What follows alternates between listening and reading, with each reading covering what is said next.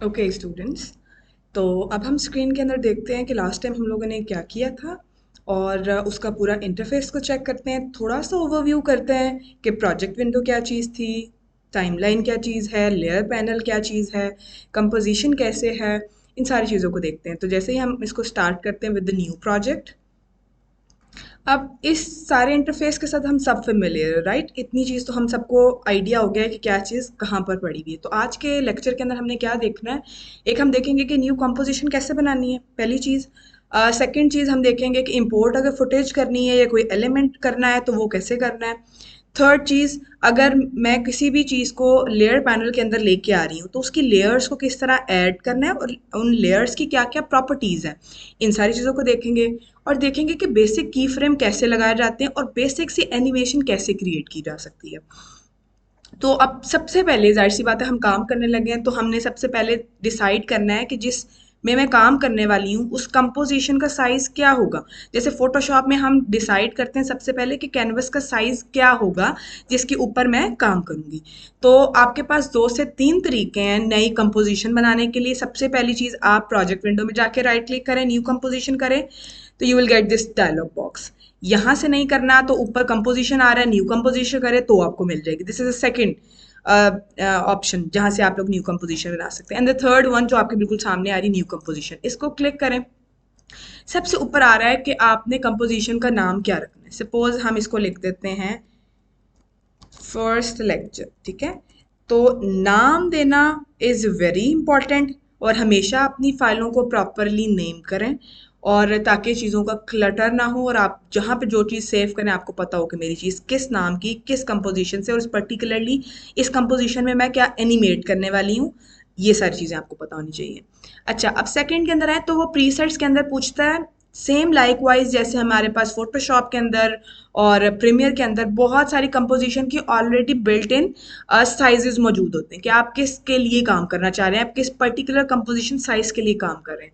For example मैं कहती हूँ कि मैं अभी काम करने वाली हूँ 16:9 जिसको एच डी टी वी कहते हैं।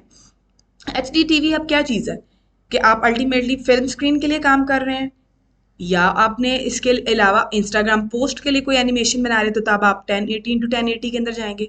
तो इट अप टू यू कि आप लोगों ने इसके अंदर क्या डिमेंशन चूज करनी है, और अगर कुछ नहीं समझ आती तो इसको बिल्कुल ऊपर कस्टम पे ऊपर लाके विड्थ और हाइट अपनी मर्जी की ऐड कर सकते हैं। तो ये टोटली अप टू हमारे ऊपर है। अब सेकंड चीज, अगर मैंने इसको एच डी टी वी 1080 किया हुआ है तो ये एस्पेक्ट रेशो आ रही 16:19। स्टिल अभी भी हम इसको चेंज कर सकते हैं, लेकिन अगर मैं इसको लॉक कर दूं तो क्या करेगा, जब भी मैं इस वैल्यू को बढ़ाऊंगी या कम करूंगी, ये दोनों वैल्यू एक दूसरे के अकॉर्डिंगली इसी रेशो में इंक्रीज या डिक्रीज करेंगे। लाइकवाइज जैसे A4, A5, A3, इनका बेसिक अगर देखें तो सबका एक है, एक दूसरे का डबल है या हाफ है, प्रोपोर्शन सबकी सेम है, ठीक है? तो इसको सेट किया।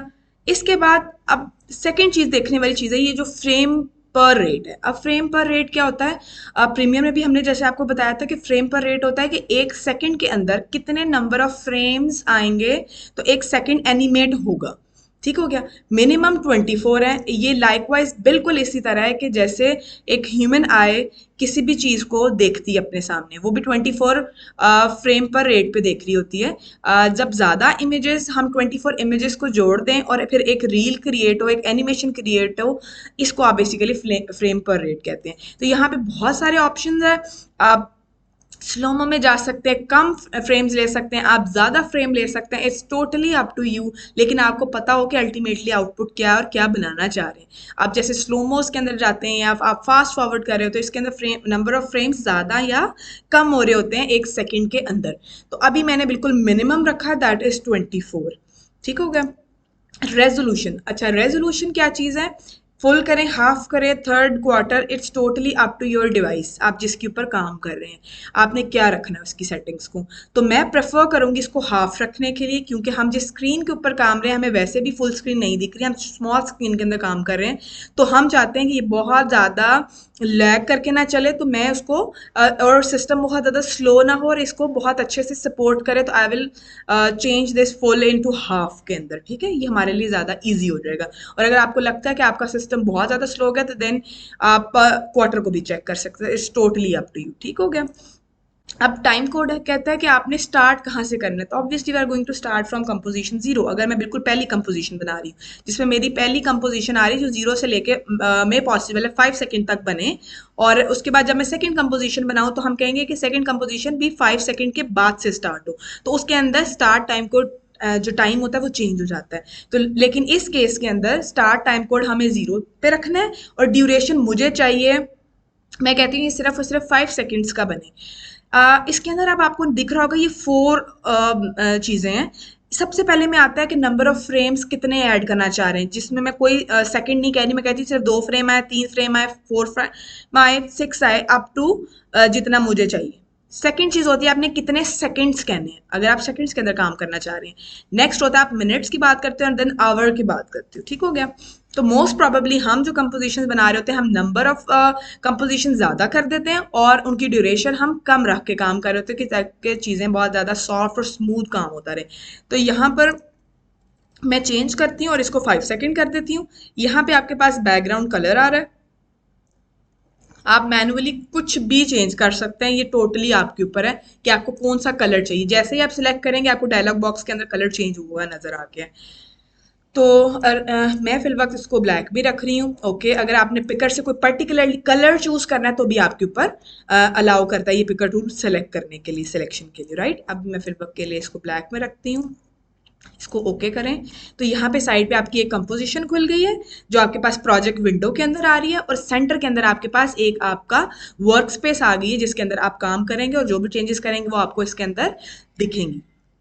अच्छा, अब एक और चीज़, प्रोजेक्ट विंडो को कैसे बेहतर रखना है, कैसे अपने आप के लिए चीज़ों को ईज़ करना है, तो सबसे पहले हम एक फ़ोल्डर बनाएंगे जो कि कंपोजिशंस के नाम का होगा, और जिसके अंदर मैं जितनी भी कंपोजिशन बनाऊंगी इसको ड्रैग एंड ड्रॉप करके मैं इसके अंदर डाल दूँ, ठीक हो गया।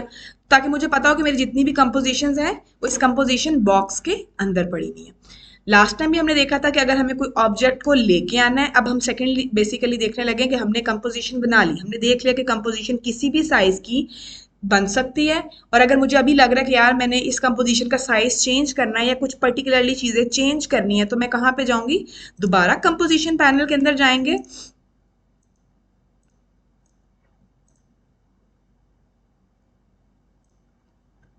अच्छा, अब हम क्या करेंगे कि अगर मैं कहती हूँ कि मैंने ये कंपोजिशन को प्रॉपरली सेट कर लिया हुआ है, तो मैं कहती हूँ कि मुझे नेक्स्ट कोई भी चीज़ इंपोर्ट करनी है। अब इंपोर्ट क्या करनी है मैं कहती हूँ मुझे पिक्चर्स लेके आनी है, तो मैं क्या करती हूँ कि डबल क्लिक करती हूँ और यहाँ पर मेरे ऊपर ये 3 इमेजेस पड़ी हुई हैं जिस पे मैं काम करना चाह रही हूँ। मैंने तीनों को सिलेक्ट किया, इंपोर्ट किया, ये सारी की सारी यहाँ पर आ गई। इनके लिए आप एक अलग से फोल्डर बनाएं जिसको हम नाम दे देते हैं पिक्चर्स का। इन सारी पिक्चर्स को ड्रैग एंड ड्रॉप करें इसके अंदर। अब चीज़ें बहुत ज़्यादा स्मूथ होगी, जिसको क्लिक करेंगे ऊपर आपको विंडो प्रोजेक्ट के अंदर इसका प्रीव्यू नज़र आ जाएगा कि क्या डायमेंशन है और पिक्चर क्या है। तो फिल वक्त मैंने ये सारी पीएनजी इमेजेस ली हुई है। अगर मैं इसको अब देखूं तो ये बहुत हद तक प्रोजेक्ट विंडो आपकी बड़ी ऑर्गेनाइज किस्म की है। यहाँ पे अब जितना मर्जी डेटा मौजूद हो हमें बिल्कुल भी मसला नहीं करेगा। अच्छा, अब हम क्या करते हैं कि मैं कोई भी इमेज को ड्रैग ड्रॉप करना चाहती हूँ, अपनी लेयर पैनल के अंदर लेके आना चाहती हूँ। तो जैसे कि 3 इमेजेस हैं और मैं चाहती हूँ मैं इस वाली इमेज को लेके आऊँ। अगर आप चाहते हैं कि इसको टोटली कहीं भी प्लेस करना चाह रहे हैं, कहीं भी प्लेस करना चाह रहे हैं, तो मैंने क्या किया कि मैंने वर्क प्लेस के अंदर कंपोजिशन पैनल के अंदर ला के इसको ड्रैग किया और मेरी मर्जी मैं इसको अब जिधर मर्जी जाके सेट करूँ। लेकिन अगर आप चाहते हैं कि ये चीज़ डायरेक्टली इसके सेंटर के अंदर आए, जो भी एग्जैक्ट सेंटर बनता है वर्क स्पेस का उसके अंदर ड्रैग एंड ड्रॉप करें, तो आपने यहाँ से पकड़ना है और लेयर पैनल के अंदर ड्रॉप करना है। तो एग्जैक्टली जो इसका सेंटर है यहाँ पर जाके उसने प्लेस किया। होप सो यहाँ तक आपको थोड़ी सी समझ आ गई है। अब मैं यहाँ पर आके कहती हूँ कि मुझे इसका बैकग्राउंड कलर अच्छा नहीं लग रहा और मैं चेंज करना चाह रही हूँ, तो आप लेयर पैनल के अंदर जाएं, राइट क्लिक करें और न्यू के अंदर जाते हैं तो आपके पास बहुत सारी चीज़ें आ रही हैं। आप कुछ टेक्स्ट ऐड करना चाह रहे हैं, कुछ सॉलिड कलर ऐड करना चाह रहे हैं, लाइट ऐड करना चाह रहे हैं, कैमरा ऐड करना चाह रहे हैं, नल ऑब्जेक्ट ऐड करना चाह रहे हैं, और फर्दर बहुत सारी चीज़ें जैसे एडजस्टमेंट लेयर जो इफेक्ट्स वगैरह के लिए आप यूज़ करते हो वो देना चाह रहे हैं। तो फिल वक्त मैं कहती हूँ कि मुझे सॉलिड चाहिए। सॉलिड किस कलर का चाहिए, इसको आपने नाम देना है, तो आप मैं बैकग्राउंड के लिए बीजी का नाम लिख लेती हूँ।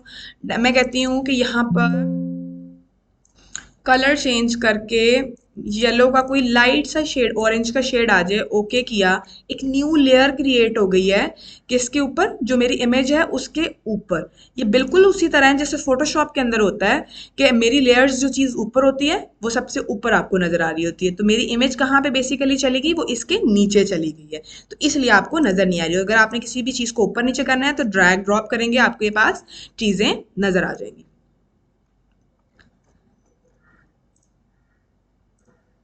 अब मैं कहती हूँ कि मुझे ये कलर पसंद नहीं है, तो मैंने क्या किया है, मैं लेयर में गई हूँ, मैंने सॉलिड सेटिंग खोली है, मैंने वापस इस कलर के अंदर आई हूँ। मेरी मर्जी, मैं जो मर्जी कलर दोबारा से चूज करूँ जिस पे मैं काम करना चाह रही हूँ, और आप उसको जो कलर आपको अच्छा लगता है, आप टू टोटली यू। ठीक हो गया।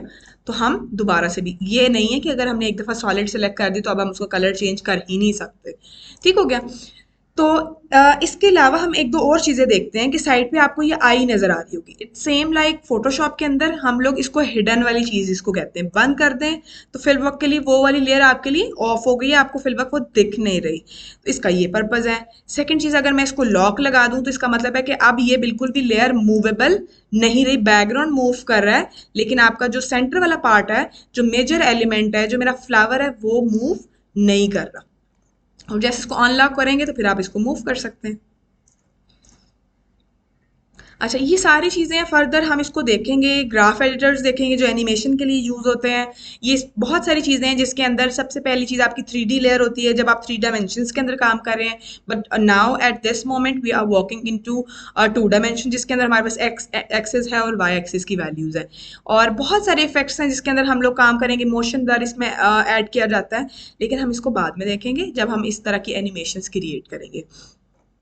अब मैं कहती हूँ कि मैं इसको थोड़ा सा एनिमेट करके देखें कि हमने काम करके देख लिया, सारा कुछ हो गया, चीज़ें लेके कैसे आते हैं, इंपोर्ट भी कर ली, इसको रख भी लिया। अच्छा, अब हम इसका करें क्या, हम क्या इसको एनिमेट कर सकते हैं या नहीं कर सकते। तो हम इसकी प्रॉपर्टीज, ये साइड पे आपको एरो अगर नज़र आ रहा हो, इसको अगर हम लोग क्लिक करें तो साइड पे ट्रांसफॉर्म आ गया। अब ट्रांसफॉर्म क्या होता है, फोटोशॉप में या प्रीमियर में ट्रांसफॉर्म पैनल को हम क्या कहते थे कि वो हमें क्या क्या अलाउ करते हैं। बेसिक चीज़ें होती हैं, 4 से 5 चीज़ें होती हैं।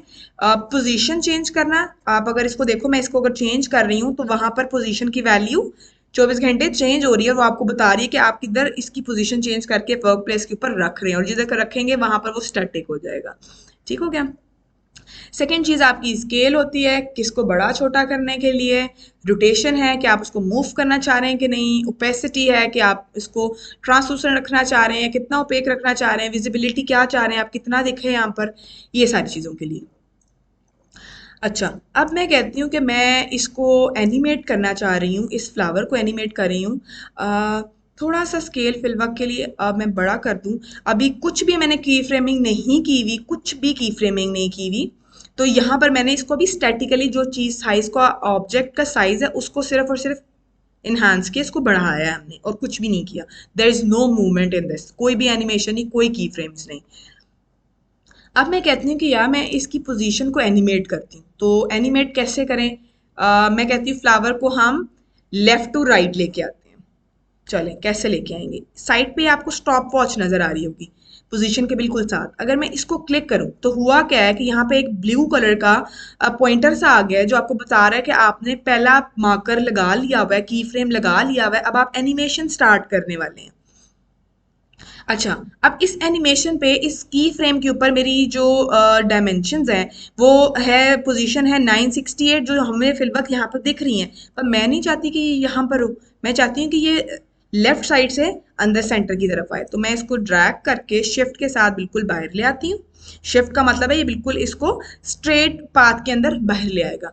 फिर मैं कहती हूँ कि मैं आफ्टर 3 सेकेंड्स मैंने दोबारा से यहाँ से एक की फ्रेम लगाया, और मैं कहती हूँ अब ये फ्लावर बिल्कुल एक सेंटर के अंदर आ जाए, और मैं दोबारा से शिफ्ट प्रेस करती हूँ और इस फ्लावर को बिल्कुल सेंटर के अंदर लेके आ जाती हूँ। ठीक हो गया।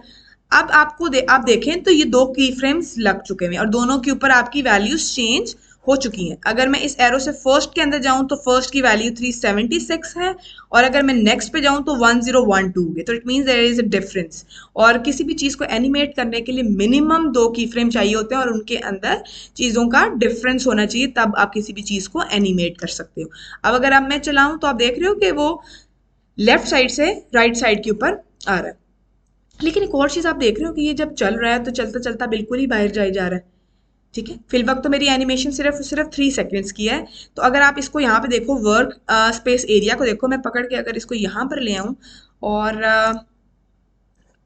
इसको आप चलाएं, तो अब हमें फर्दर इसके बाद देखना नहीं पड़ेगा। ठीक हो गया।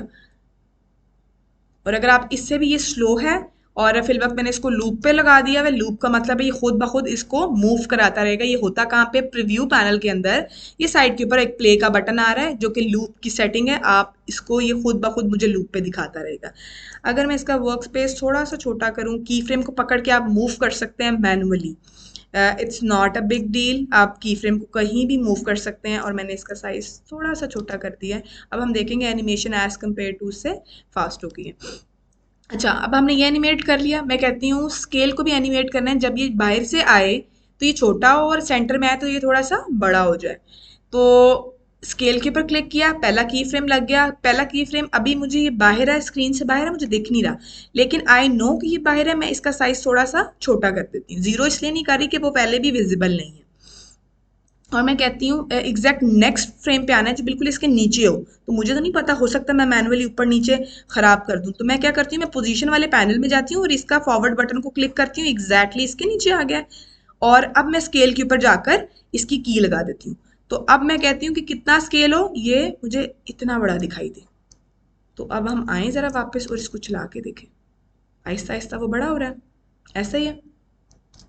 अच्छा, अब मैं इसके बाद कहती हूँ कि मुझे इसको रोटेट भी करना है। ठीक हो गया। तो अब रोटेशन क्या कहती है, मैंने इसको क्लिक कर दिया, रोटेशन की लग गई। यहाँ पे दो वैल्यूज हैं, एक ये 0 0 जो कि डिग्रीज है, कितने डिग्री रोटेट कराना चाह रहे हैं। जैसे कि आपके पास डी होती है 360, 0 to 360 एंगल्स होते हैं, आप कितना मूव कराना चाह रहे हैं। और जो ये चीज़ है ये कहता है कितने नंबर ऑफ साइकिल्स होनी चाहिए। तो ये बेसिकली नंबर ऑफ साइकिल्स है। इसको मैं क्लिक करती हूँ, मैं कहती हूँ फिल वक्त के लिए इसको 0 रखेंगे बल्कि, और लास्ट की फ्रेम पे जाके मैं इसको क्लिक करती हूँ और मैं कहती हूँ कि ये एक सर्कल पूरा करे, 0 to 360 मूव करता हुआ, रोटेट करता हुआ है। तो अब आपको चीज़ नज़र आ रही है, समझ आ रही है। ठीक हो गया। अब एक और चीज़ है हमारे पास, एंकर पॉइंट को हम अगली क्लास के अंदर देखेंगे। नेक्स्ट है ओपेसिटी।